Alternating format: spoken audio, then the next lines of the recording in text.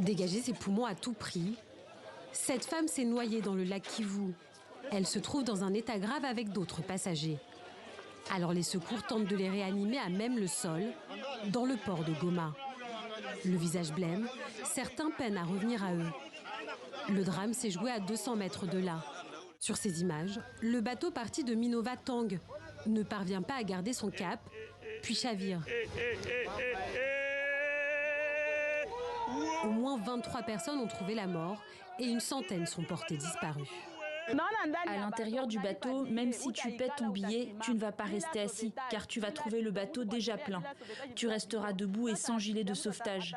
Il n'y a même pas de bidon qui peut te servir en cas de danger. Alors comment seras-tu sauvé? Dans ces bateaux, ils ne contrôlent même pas le niveau du carburant et l'état même du bateau pose problème. Mon proche est décédé à l'intérieur et beaucoup d'autres personnes. L'effroi et la colère parcourent la population. Des corps ont été repêchés par la marine et les opérations de sauvetage se poursuivent.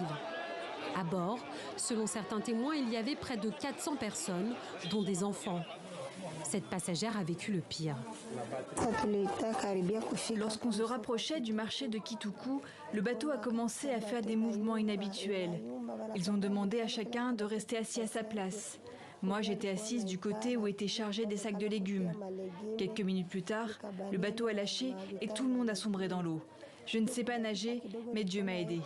Les accidents mortels se répètent sur le lac Kivu. D'autant qu'en plein conflit armé, ce moyen de transport est le plus sûr pour éviter les zones de combat. La veille de cette catastrophe, une pirogue s'est renversée à Calais, faisant 2 morts. Alors le ministre provincial tient à rassurer. L'État ne dormira pas, car les ordres ont été donnés. Mais les gens ne comprennent pas et ne respectent pas les ordres. Pour cela, il y a des gens qui seront sanctionnés, car il y a beaucoup de circulaires qui disent qu'aucun bateau ne peut naviguer sans bouée de sauvetage ou sans document de contrôle technique. Ça fait partie des causes qui ont conduit ce bateau à chavirer. Les autorités provinciales du Nord Kivu annoncent l'ouverture d'une enquête pour établir les responsabilités de ce naufrage mortel.